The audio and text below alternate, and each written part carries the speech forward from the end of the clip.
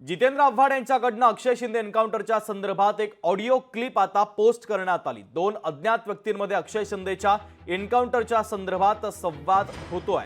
पोलिसांच्या व्हॅनमागे स्वतःची गाडी असल्याचा एका व्यक्तीने दावा केला।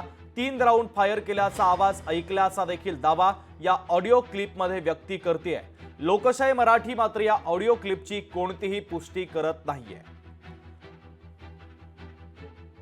वो जो अक्षय शिंदे का जो मर्डर हुआ है ना, हाँ, वो उसके पीछे मेरी गाड़ी थी। मैं और मेरा साला हम रैली में जा रहे थे। हाँ, अपने इसके ऊपर अपने बाईपास पे, मुमरा बाईपास पे।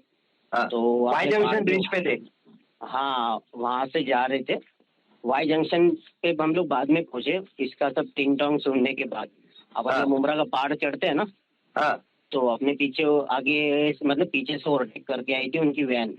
हाँ, उसमें ऑलरेडी उन्होंने पर्दे लगाए थे सब यहाँ से। अच्छा, तो पहले उसकी गाड़ी उछली तो ठक करके आवाज आया, हमको लगा गाड़ी का पाटा बजा गया। हाँ, सेकंड आवाज आई तो मैं थोड़ा डर गया, बोला कुछ तो इश्यू होगा। और वो पुलिस वाले ने भी गाड़ी रोकी, वो बाहर आए, मैंने दरवाजा खोला, 2 पुलिस वाले शायद कुछ उतरे, वापस उन्होंने बंद किया, वापस चले गए। फिर तीसरी आवाज आई अच्छा, तो हम लोग डर गए। फिर मैं ओवरटेक मार के भाग गया, वो कलवा की तरफ घुस गए। दरम्यान या संदर्भात दीपक केसरकरांची महत्त्वाची प्रतिक्रिया समोर आलेली आहे, ऐकूयात। एन्काउंटर हे काय मुद्दाम केलं जात नाही। त्यांनी पोलिसांवर हल्ला केल्यानंतर त्या गोळीबारामध्ये त्यांचा मृत्यू झालेला आहे आणि असे ज्यावेळेला मृत्यू होतात त्यावेळेला त्याची चौकशी होते। चौकशी झाल्यानंतर सत्य बाहेर पडेल। कुठल्याही परिस्थितीमध्ये महाराष्ट्रामध्ये अशा प्रकारे कुठलीही गोष्ट घडत नाही। अनेक वेळेला जे गुन्हेगार असतात त्यांची प्रवृत्तीच गुन्हेगारी असते, त्याच्यामुळे ते पोलिसांवर हल्ला करतात आणि अशा हल्ल्यामध्ये जर पोलीस स्वतः जखमी झालेले असले तर त्यांना प्रतिहल्ला करण्याशिवाय इलाज नसतो। ही वस्तुस्थिती आहे। त्याच्यामुळे ते सेल्फ प्रोटेक्शनसाठी केलेला एक कृती असते आणि ती कृती तशी केली जाते, सर्वत्र केली जाते।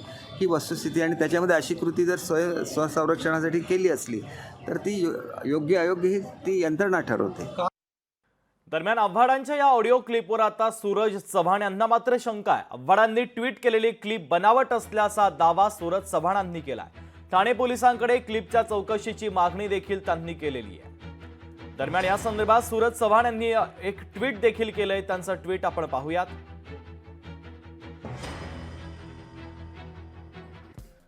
अफवा पसरवण्यामध्ये हातखंडा असलेल्या जितेंद्र आव्हाड यांच्याकडून कथित ऑडिओ क्लिप पसरवली जाते।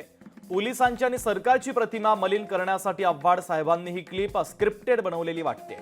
ठाणे पोलिसांनी तातडीने या संपूर्ण प्रकरणाची चौकशी करण्याची मागणी राष्ट्रवादीचे प्रवक्ते सूरज चव्हाण यांनी केलेली आहे।